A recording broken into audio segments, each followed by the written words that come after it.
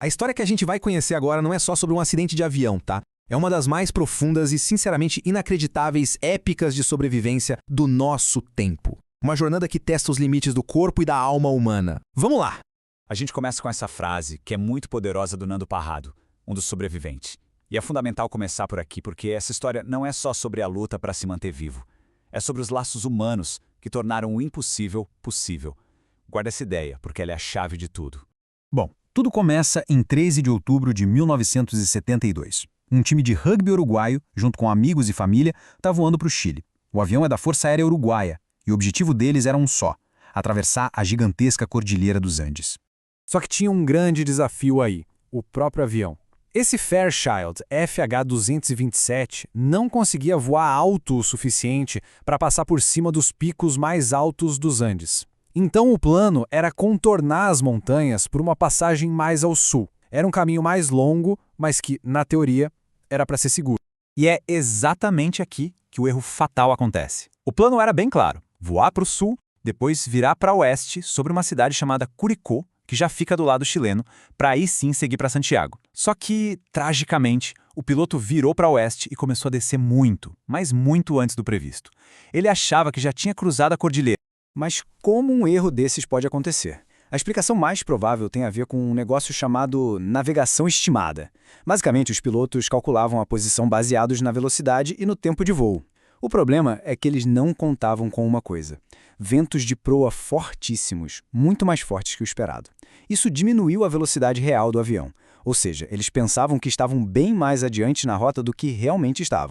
E aí, quando os pilotos finalmente se deram conta do erro, vendo os picos das montanhas surgindo no meio das nuvens, já era tarde demais.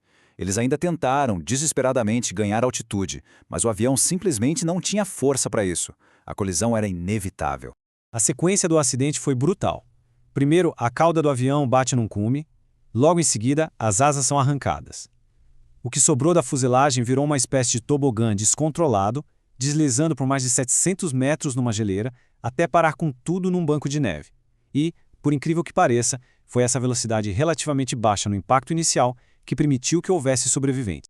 Das 45 pessoas que estavam a bordo, 32 sobreviveram à queda. Mas o que ninguém ali imaginava é que o acidente de avião era só o começo de uma provação que ia desafiar tudo que a gente entende por ser humano. É aqui que começa o segundo ato dessa história. Completamente sozinhos, feridos, isolados no coração gelado dos Andes, os sobreviventes começam uma luta diária. Uma luta não por horas, mas por meses a fio. Essa linha do tempo dá uma ideia da sucessão de golpes. Pensa no desespero. No 8º dia, eles conseguem ouvir um radinho a notícia mais devastadora de todas: as buscas foram oficialmente canceladas. Ninguém mais estava procurando por eles. E como se não bastasse, 16 dias depois do acidente, uma avalanche soterra a fuselagem enquanto eles dormiam, matando mais 8 pessoas. A esperança parecia estar morrendo a cada dia que passava. As condições eram sinceramente desumanas.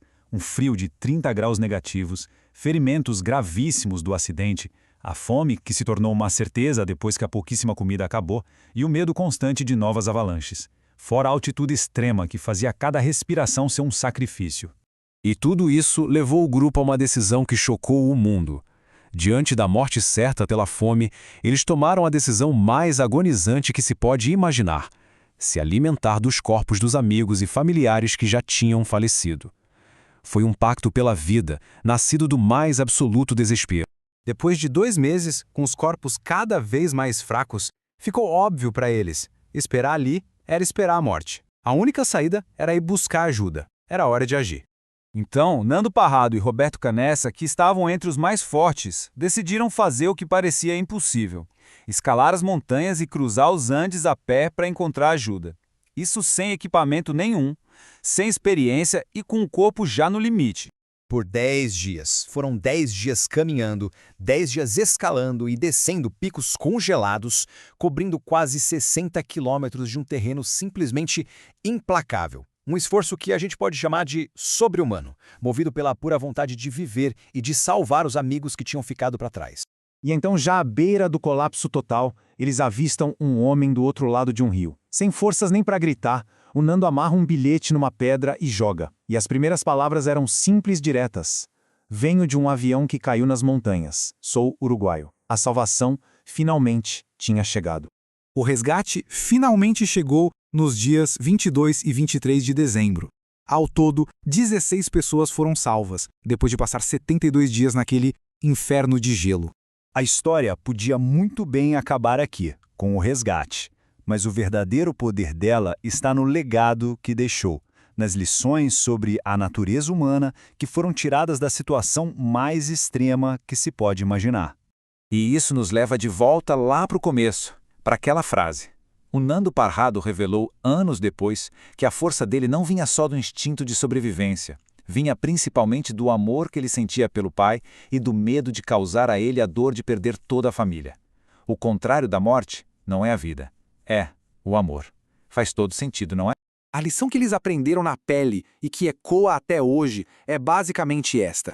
É na diversidade que a gente cresce como ser humano. É quando tudo parece perdido que a nossa verdadeira força tem a chance de aparecer. E no fim, a história deles nos força a fazer uma pergunta a nós mesmos. Afinal, qual é o verdadeiro limite da resiliência humana? Fica aí a reflexão. Até a próxima!